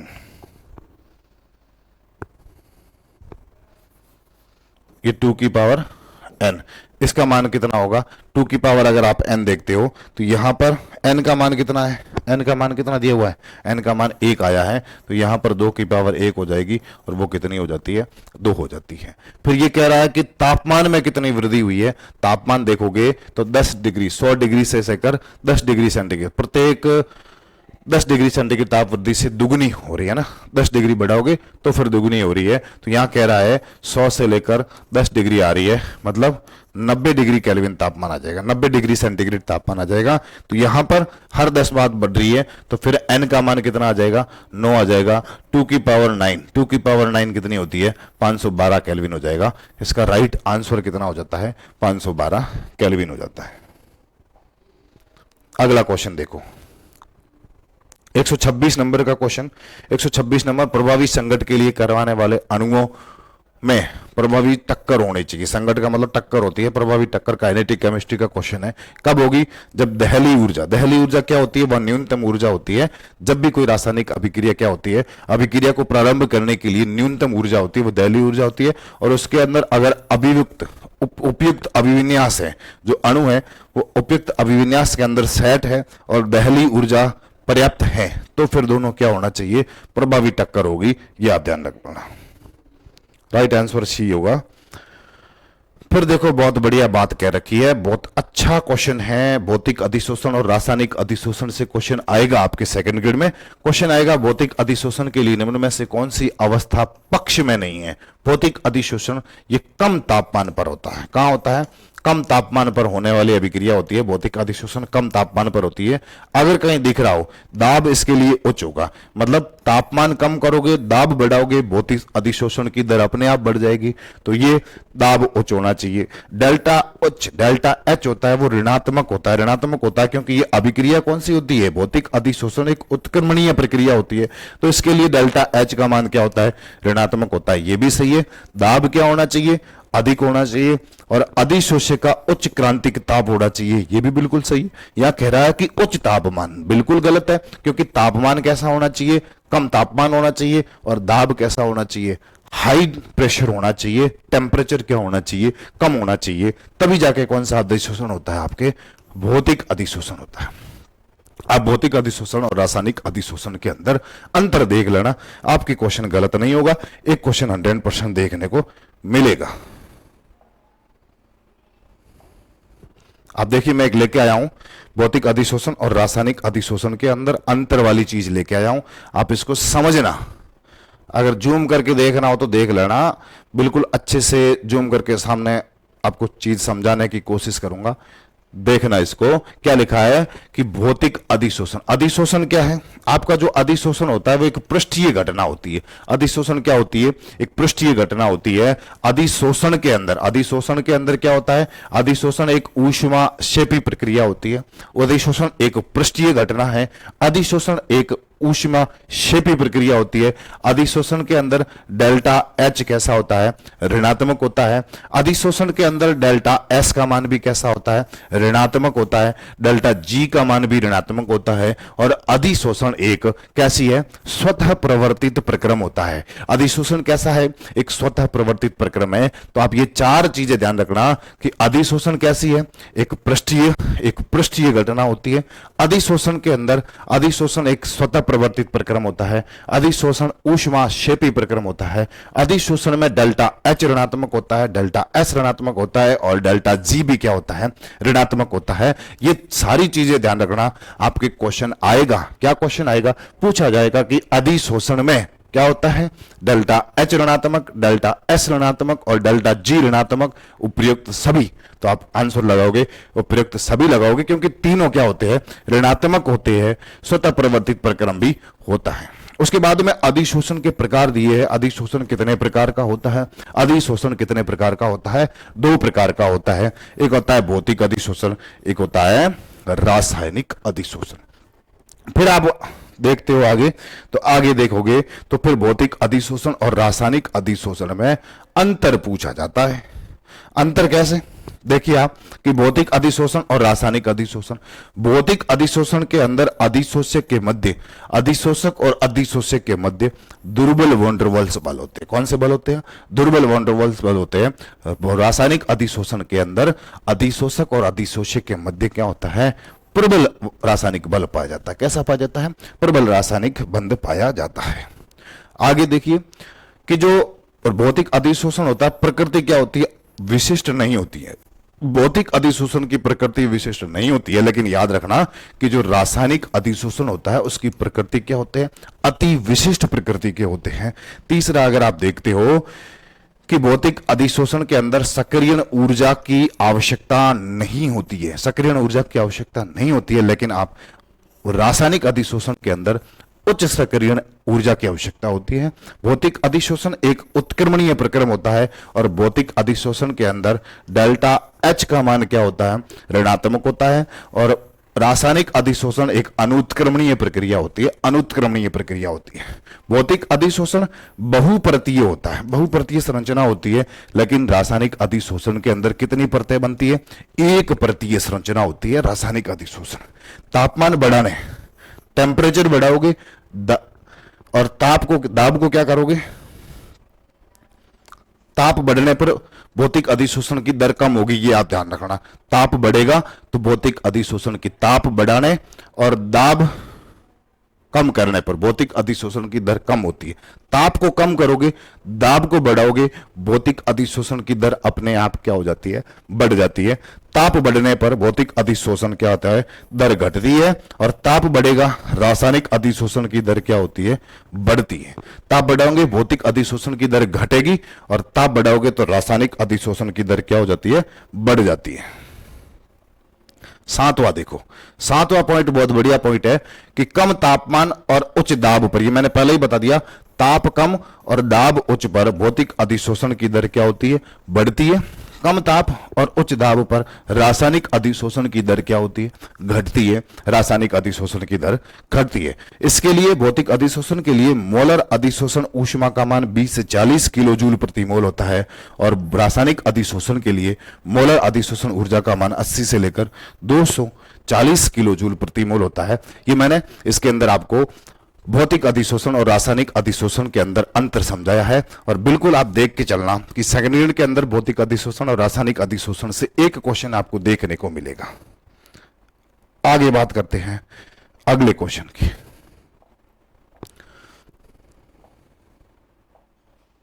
चलिए क्वेश्चन देखिए अगला, भौतिक अधिशोषण और रासायनिक अधिशोषण वाला आपके क्वेश्चन हो गया है।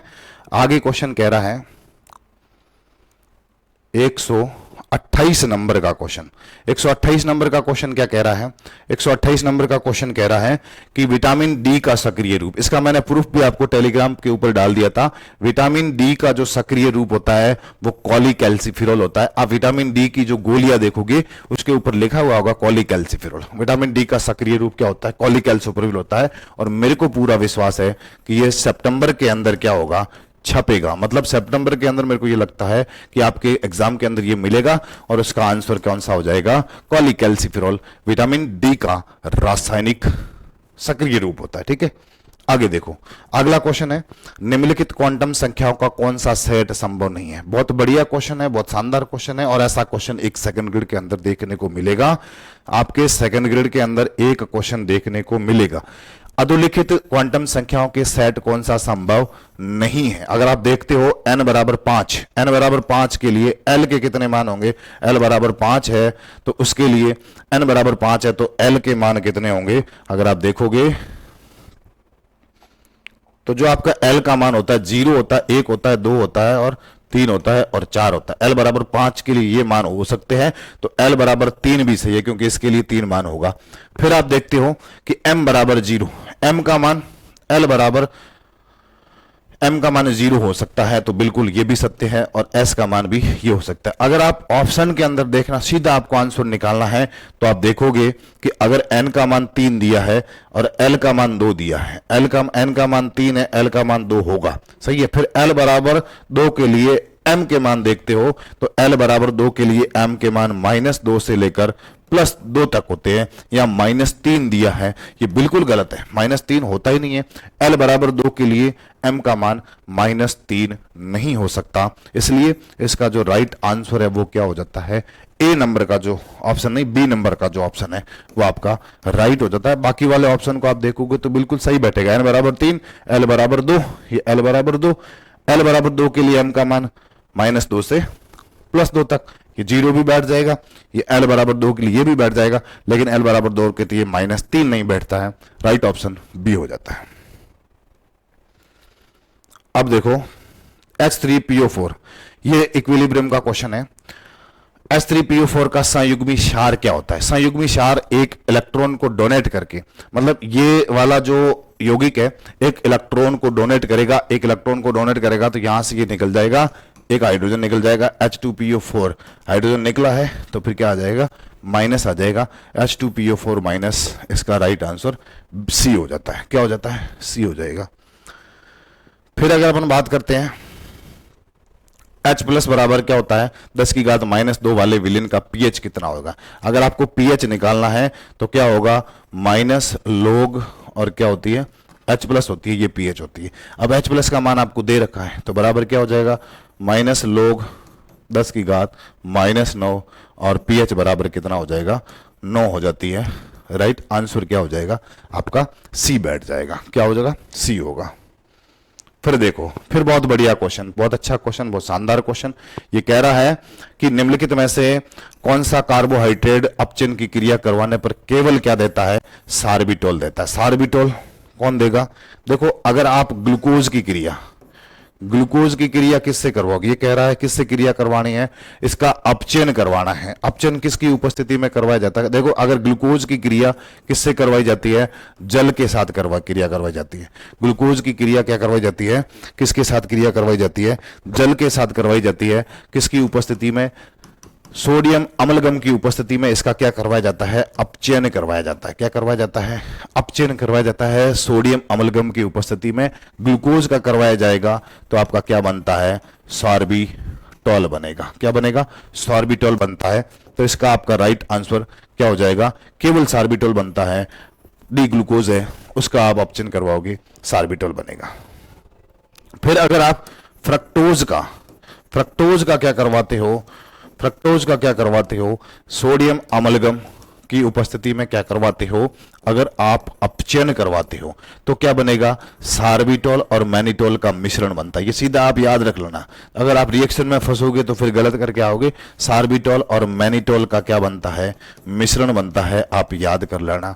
अगर आप फ्रक्टोज का ऑक्सीकरण करवाओगे, किसके साथ में करवाओगे, नाइट्रिक अम्ल के साथ में क्या करवाओगे, अगर आप फ्रक्टोज का नाइट्रिक अम्ल के साथ में क्या करवाते हो, ऑक्सीकरण करवाते हो तो आपको क्या बनेगा, ट्राई हाइड्रोक्सी ग्लूटेरिक अम्ल। क्या बनेगा, ट्राई, ये बहुत इंपॉर्टेंट क्वेश्चन है और आ भी सकता है, ट्राई हाइड्रोक्सी ग्लूटेरिक अम्ल, ट्राई हाइड्रोक्सी ग्लूटेरिक अम्ल। उसके साथ में आपका बनेगा टार्ट्रिक अम्ल। क्या बनता है, टार्ट्रिक अम्ल। और उसके बाद में बनता है ग्लाइकोलिक एसिड। क्या बनता है, ग्लाइकोलिक एसिड का भी निर्माण होता है। उसके साथ में क्या बनता है, ग्लाइकोलिक एसिड बनता है।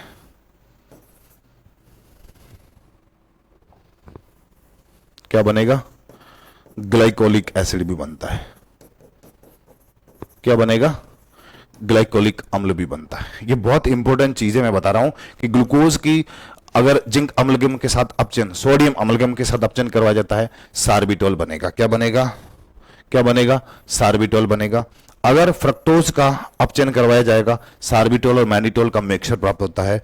अगर फ्रक्टोज का अपचयन के ऑक्सीकरण करवाया जाता है, किसके साथ में, नाइट्रिक अम्ल के साथ में, ट्राई हाइड्रोक्सी ग्लूटेरिक अम्ल, टार्ट्रिक अम्ल और ग्लाइकोलिक अम्ल का क्या बनता है, मिक्सर बनता है। बिल्कुल, यह आपका क्वेश्चन गलत नहीं होना चाहिए। आगे देखो, अगला क्वेश्चन 133 नंबर का क्वेश्चन, बहुत बढ़िया क्वेश्चन है। 133 नंबर का जो क्वेश्चन है वो बहुत बहुत बढ़िया क्वेश्चन होता है। 133 नंबर का क्वेश्चन बहुत शानदार क्वेश्चन है। XeF4,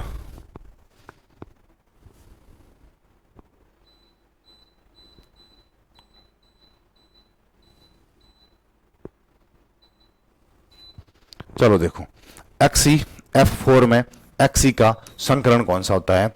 अगर आप XeF4 के अंदर संकरण देखना चाहते हो तो आप देखिए,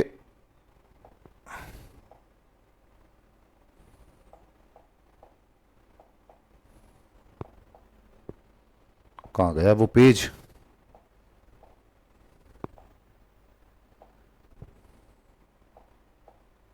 ये देखिए, संकरण, जिनोन के जितने भी कंपाउंड होते हैं उनसे संकरण से संबंधित एक क्वेश्चन आपका पूछा जाएगा। और मैं यहां पर एक पेज लेके आया हूं, इस पेज से आप समझ जाना कि आपके एक क्वेश्चन देखने को मिलेगा। उत्कृष्ट गैसों के महत्वपूर्ण, जो जिनोन के कंपाउंड होते हैं उनके वहां से क्वेश्चन मिलेगा, गैसों के महत्वपूर्ण कंपाउंड और यौगिक। XeF2 के अंदर जो संकरण होता है वो sp3d होता है और उसकी ज्यामिति कैसी होती है, रेखीय होती है। XeF4 sp3d2 संकरण होता है, ज्यामिति समतलीय होती है।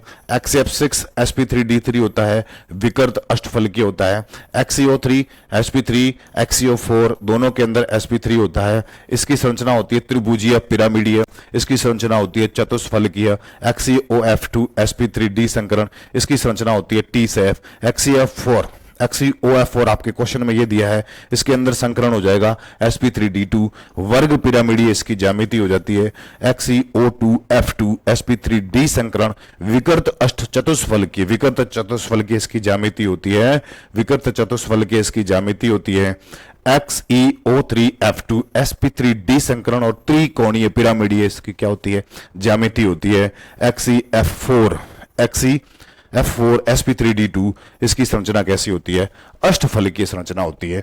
ये क्वेश्चन आपका गलत नहीं होना चाहिए, आपको XeOF4 बोलना है, sp3d2 संकरण हो जाएगा। कौन सा संकरण होगा, sp3d2 संकरण हो जाएगा, sp3d2 संकरण हो जाएगा, ये sp3d2 संकरण हो जाता है। अगला क्वेश्चन, कक्षकों का समूह जिनमें n+l का मान क्या है, समान है, n+l का मान समान है। देखो मैं n+l का मान देख रहा हूं, मैं कक्षक लिख रहा हूं 3D कक्षक। अगर आप देखते हो इसके अंदर 3D तो n का मान कितना है, ये है 3D के लिए n का मान कितना, 3, l का मान कितना, 0, 1 और 2, ये s, ये p और ये d। अब देखो 3D है तो ये 3 और ये 2, 5, टोटल कितने हुए, 5। फिर दूसरा कक्षक देखो, दूसरा कक्षक है 4p,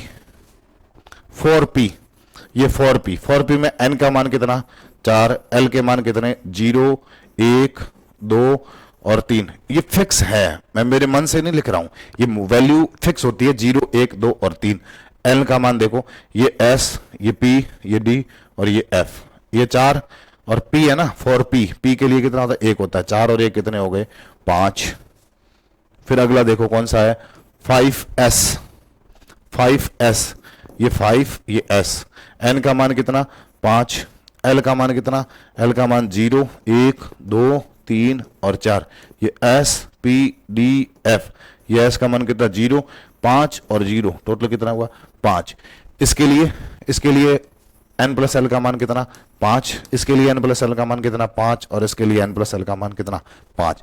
आप बाकी वाले ऑप्शन को अगर देखते हो तो ये आपका राइट आंसर हो जाएगा 3D, 4P और 5F। इन तीनों के लिए आपका क्या हो जाता है, इन तीनों के लिए किसका मान समान होता है, n+l का मान क्या है, समान है। लेकिन इनके लिए देखो आप, 3D के लिए n का मान 3 है और l का मान कितना है, 2 है, ये कितना हो जाएगा, 5 हो जाएगा। इसके लिए n का मान कितना है, 3 है, l का मान कितना 1 है, यहाँ 4 हो जाएगा। यहाँ देखो n का मान कितना, 4, s के लिए कितना, 0, तो बराबर कितना हुआ, 4।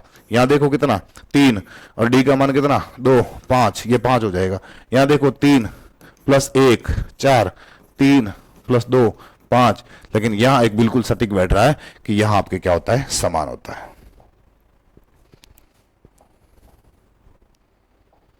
अगला क्वेश्चन 134 नंबर हो गए हैं।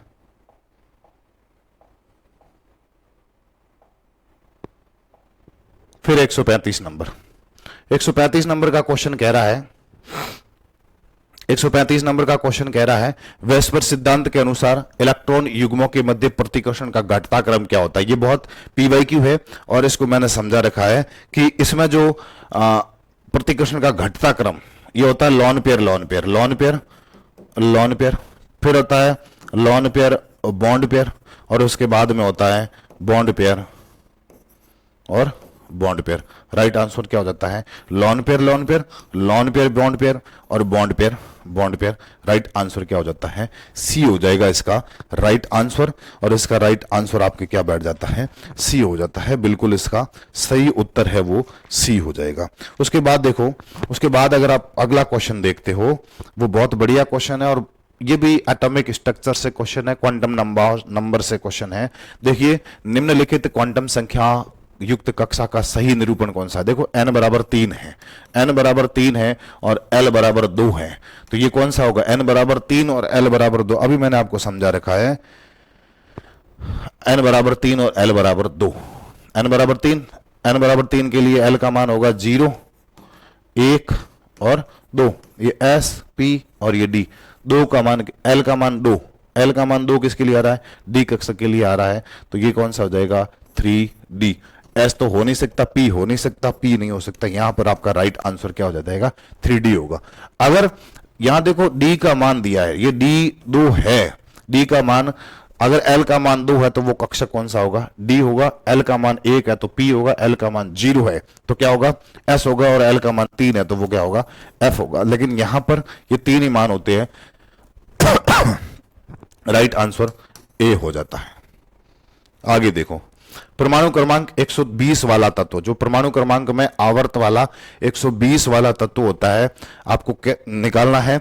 और आप आवर्त सारणी के किस परिवार से संबंध रखेंगे? जो इस तत्व, आप इस तत्व को आवर्त सारणी के किस परिवार या वर्ग में रखेंगे? मैं अगर बताना चाहूं तो जैसे वर्ग संख्या 1 है, इसको मैं यहां समझाता हूं आपको। वर्ग संख्या 1 है,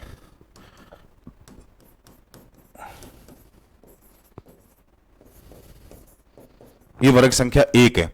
इसका आप इसको अंदर जोड़ने हैं। जैसे पहला जो परमाणु क्रमांक है हाइड्रोजन, इसके अंदर आप 2 जोड़ोगे तो ये 1, ये 3, ये 11, ये 19, 19 और 18 37, 37 और 18, 37 और 18 कितने होते हैं? 55, 55 और 32 ये कितने होते हैं? आपके 87। ये आप जोड़ना है। कितने जोड़ने हैं? जोड़ने आपको कितने हैं? आप जोड़ोगे 2, 8, 8, 18, 18, 32। आप ऐसे जोड़ते जाओगे, आपको अगला परमाणु क्रमांक, अब ये यहां पर ये 87 है, इसके अंदर आप 32 जोड़िए। 87 के अंदर 32 जोड़ोगे तो आपको अगला तत्व 119 वाला मिलेगा। और ये कौन से है? क्षार धातु है। क्या है? क्षार धातु है। अगर मैं लिखूं अगले क्षार, ये मृदा धातु, ठीक है। ये कितना है? 2, 2 के अंदर 8 जोड़ो, मतलब ये कितना? 4 नंबर पे आता है। 4, 12 और ये 20, 20 और 8, 18, 38, 38 और 18, 38 और 18 कितने होते? 56, 56 और 32, 56 और 32 कितने होते हैं? 88। अब इसके अंदर आप 32 और जोड़ो, 32 एक जो और जोड़ोगे तो आपको परमाणु क्रमांक मिलेगा 120। इसके अंदर क्या जोड़ने हैं?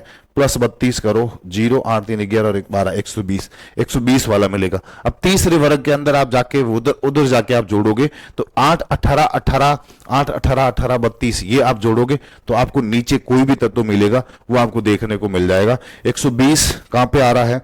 120 आपको मिल रहा है कहां पे? क्षारीय मृदा धातुओं के वर्ग के अंदर देखने को मिलेगा। और वर्ग संख्या कौन सा? क्षारीय मृदा धातु होगी। और वर्ग संख्या 2 के अंदर आपको देखने को मिल जाता है। फिर रेडॉक्स अनुमापन में KMnO4 का उपयोग किस रूप में किया जाता है? रेडॉक्स अनुमापन के अंदर KMnO4 का उपयोग एक ऑक्सीकारक के रूप में होता है और एक स्वयं सूचक होता है। इसके अंदर जो ये KMnO4 होता है वो एक स्वयं कलर प्रदर्शित करता है।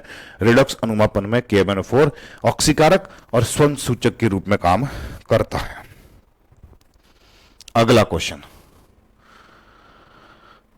ये भी क्वेश्चन आपको मैंने अभी एक टेबल बताई थी, जो कोऑर्डिनेशन नहीं ना, आपकी सॉलिड स्टेट वाला, वहां से आएगा। और इसका जो आंसर होगा, देखिए इसको, ये क्वेश्चन, किस अभाज्य एकक कोष्टिका में समान कोर लंबाई, ये तीनों नहीं होती है तथा ये अक्षीय कोण 90 से भी क्या होते हैं? भिन्न होते हैं। ये पहले अपन ने कर लिया। त्रिंतक डबल क्वेश्चन आ गया। त्रिंतक होता है जिसके अंदर क्या होता है कि जो A not equal B not equal C होता है, alpha not equal beta not equal gamma not equal क्या 90 डिग्री से भी क्या होते हैं?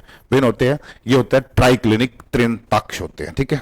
I-3 की जो आकृति होती है, अगला क्वेश्चन ये कह रहा है कि I-3 की जो आकृति होती है वो कैसी होती है? I-3 की जो आकृति होती है वो आपकी कैसी होती है? रेखीय आकृति होती है I-3 की। आप इसकी निकाल कर देखोगे तो ऐसा कुछ नहीं, सीधा याद रखोगे। PYQ बुक के अंदर ये क्वेश्चन भी दिया हुआ है कि I-3 की जो आकृति होती है वो कैसी होती है? रेखीय होती है। अगला क्वेश्चन, ये भी क्वेश्चन आपको याद रखने वाला होता है, इसमें वैल्यू याद रखनी होती है कि, और ये मैं बता देता हूं आपको, क्या बता देता हूं कि जो छपने वाले क्वेश्चन बता रहा हूं ना कि ये 41 है और ये क्वेश्चन आपको 9 सितंबर को क्या होगा? छपेगा 9 सितंबर के दिन। मेरा अनुमान है 9 सितंबर के अंदर, पक्का नहीं है, मेरा अनुमान कह रहा हूं मैं कि क्वेश्चन छपेगा। और इसका आंसर सी, ये O तनन के कारण प्राप्त सर्वाधिक प्रमुख अवशोषण बैंड कितना होता है? ये आप सीधा याद रखना, 1740 से लेकर 1650 तक इसका क्या होता है? तनन अवशोषण बैंड होता है, इसका ये हो जाएगा। फिर आप आगे देखिए, ये भी बहुत बढ़िया क्वेश्चन है, शानदार क्वेश्चन है, और ये भी आपको देखने को मिल सकता है कि चालक का तापक्रम बढ़ाने पर उसकी प्रतिरोधकता और चालकता दोनों बदलती है। चालक का तापक्रम बढ़ाओगे, प्रतिरोधकता भी बढ़ेगी, और क्या बढ़ेगा, चालकता भी बढ़ती है। तो प्रतिरोधकता और चालकता का अनुपात भी क्या होगा, सीधी बात है, वो दोनों बढ़ रहे हैं, तो फिर उनका अनुपात भी क्या होता है, बढ़ता है। ठीक है, अनुपात भी क्या हो जाएगा, बढ़ जाता है। राइट आंसर कौन सा हो जाता है, बी हो जाएगा।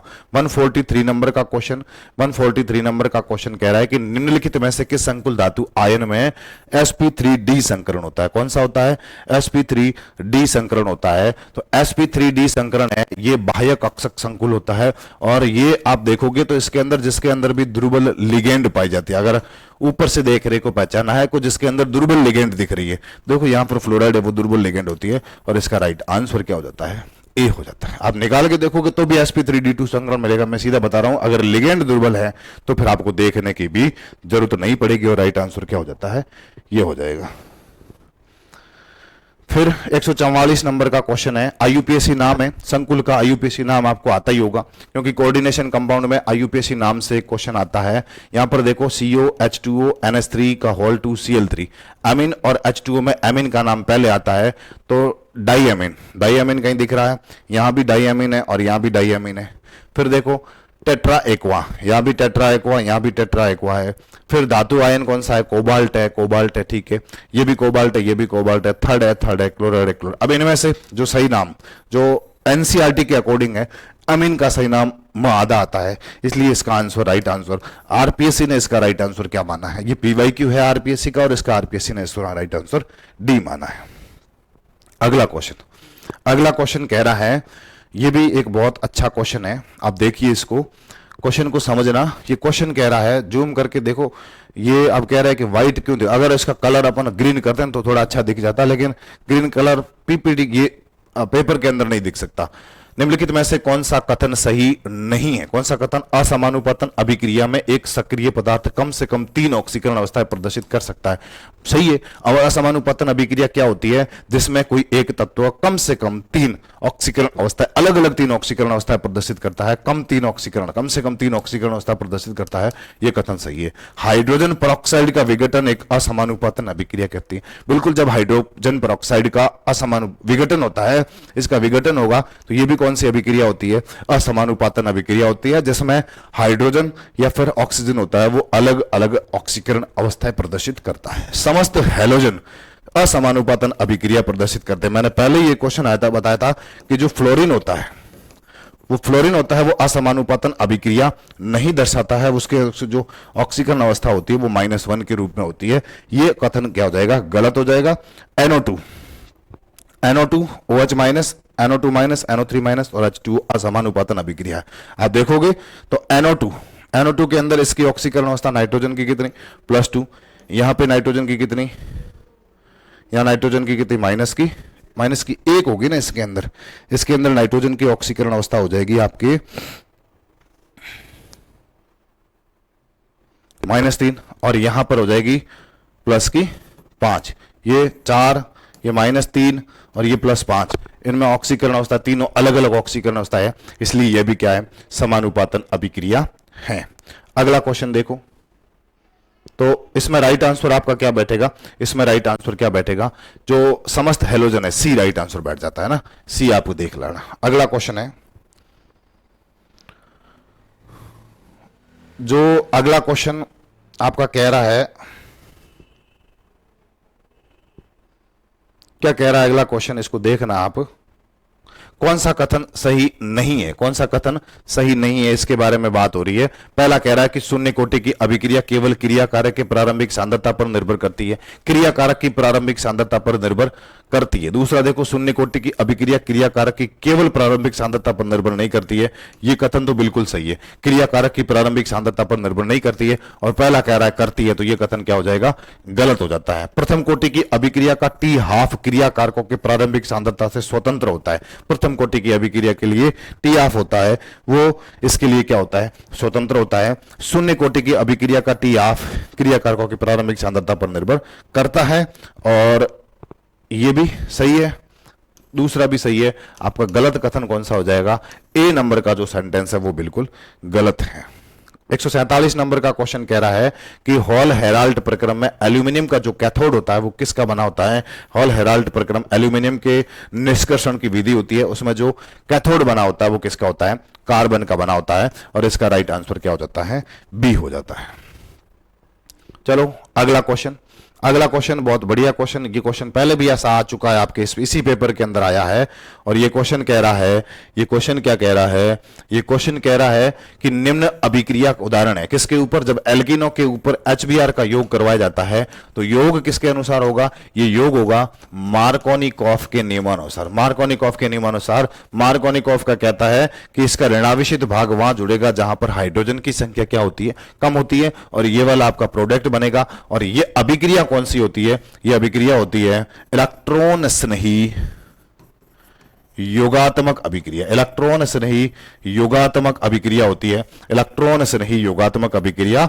एल्किनों के ऊपर एल्काइल हैलाइड का योग, एल्काइल हैलाइड का योग होता है, वो कौन सी अभिक्रिया होती है आपकी, कौन सी अभिक्रिया होती है, इलेक्ट्रॉन स्नेही योगात्मक अभिक्रिया होती है। अगला क्वेश्चन, हैलोजन के परीक्षण में सोडियम निष्कर्ष को HNO3 के साथ उबालने का कारण क्या होता है। अगर उसको सोडियम निष्कर्ष होता है उसको HNO3 के साथ उबाला जाता है क्योंकि जो साइनाइड आयन होते हैं और S-2 आयन होते हैं उनको हटाने के लिए नाइट्रिक एसिड के साथ में जो सोडियम निष्कर्ष होता है, सोडियम संलग्न निष्कर्ष होता है, उसको किसके साथ में, नाइट्रिक एसिड के साथ उबाला जाता है। क्योंकि जो साइनाइड आयन होते हैं और S- साइनाइड आयन और सल्फाइड आयन, उनको हटाने के लिए इनको क्या किया जाता है, नाइट्रिक एसिड के साथ उबाला जाता है। अगला क्वेश्चन बहुत बढ़िया क्वेश्चन है, उस एल्कीन का नाम बताइए जिसके ओजोनी अपघटन से क्या बनेगा, आपका एसीटोन बनाना है। एसीटोन बनाने के लिए एसीटोन का आपको फॉर्मूला याद होना चाहिए, CH3 C double bond O CH3, ये होना चाहिए। दो बनाने हैं तो मैं कह रहा हूं ये एल्कीन, ये एल्कीन, ये CH3, ये CH3, ये CH3 और CH3, इसके ऊपर आप ओजोन का योग करवा दो। ऑक्सीजन कहां जुड़ेगी, जहां डबल बॉन्ड है वहां पर आप क्या जोड़ दो, जहां आपको डबल बॉन्ड दिख रही है वहां पर आप ऑक्सीजन जोड़ के देख लो, आपका क्वेश्चन गलत नहीं होगा। अब आप ऑक्सीजन जोड़ के देखिए तो अगर देखते हो तो ये कार्बन, ये कार्बन, यहां क्या लिखा है CH3, यहां क्या लिखा है CH3, इधर भी क्या लिखा है CH3 और इधर भी क्या लिखा है CH3। तीन ऑक्सीजन जोड़नी है, तीन ऑक्सीजन यहां जुड़ जाएगी, यहां ये ऐसे बंद टूट जाएगा, ये ऐसे बंद टूट जाएगा, CH3 C double bond O CH3, ये एक एसीटोन, ये दूसरा एसीटोन, तो ये क्या बनेगा CH3 C double bond O CH3 के कितने अणु, दो अणु बन जाएंगे। ये आपके मैंने 150 क्वेश्चन का पूरा सॉल्यूशन करवा दिया है।